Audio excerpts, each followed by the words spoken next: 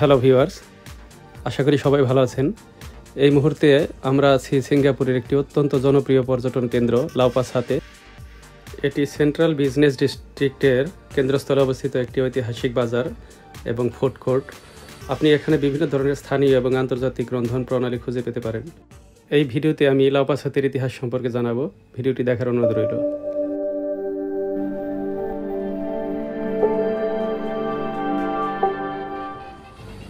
লাও পাস হাতের রয়েছে অত্যন্ত পুরাতন ইতিহাস। বলা হয় লাও পাস হাতের ইতিহাস মানেই সিঙ্গাপুরের ইতিহাস।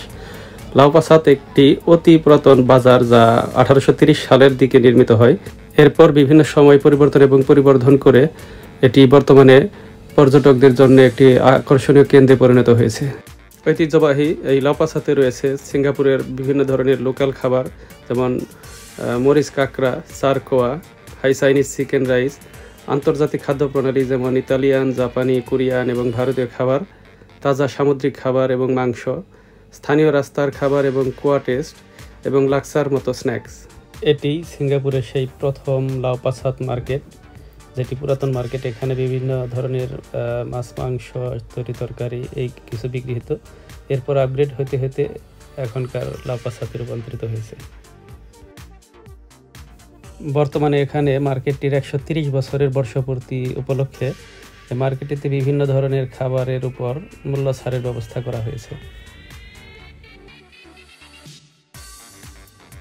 বাজারটি তার প্রাণবন্ত পরিবেশের জন্য অত্যন্ত পরিচিত, যেখানে লাইভ মিউজিক, পারফরমেন্স এবং নিয়মিত সাংস্কৃতিক অনুষ্ঠান করা হয়।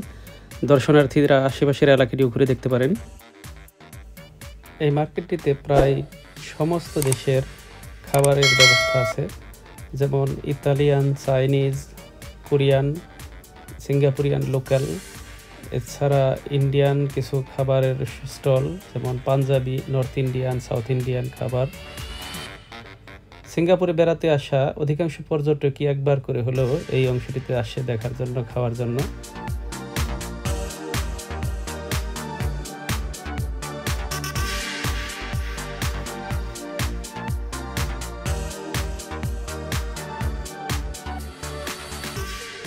এই মার্কেটের সবচেয়ে বেশি ভিড় হয় এই অংশে।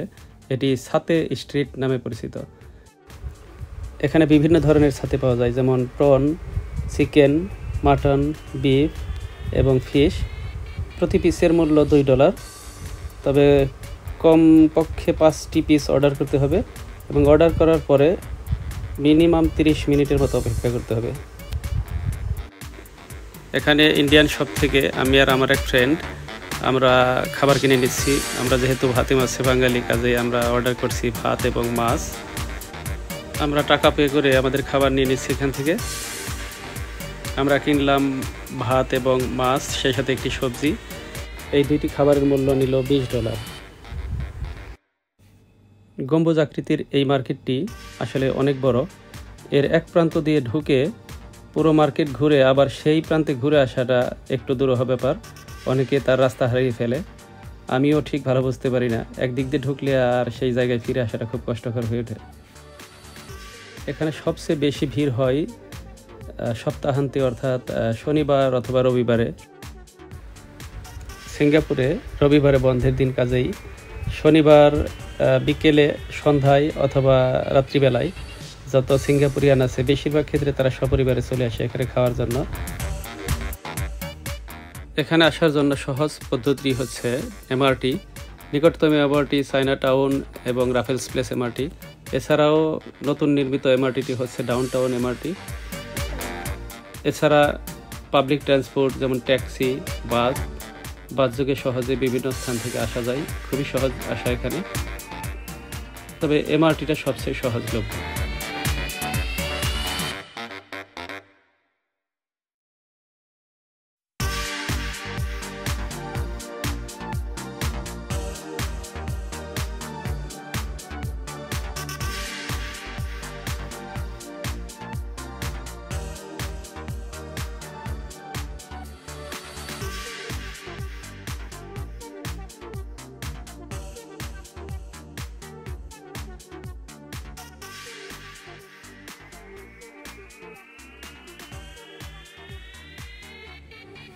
আমার টোকেন নম্বর 72।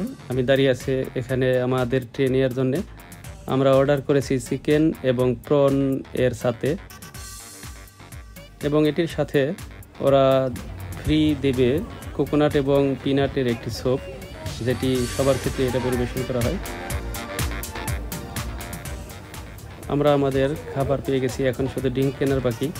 এই ড্রিঙ্ক কেনা হয়ে গেলে আমাদের সেই কাঙ্ক্ষিত খাবার সাথে আমরা খেয়ে নিতে পারি।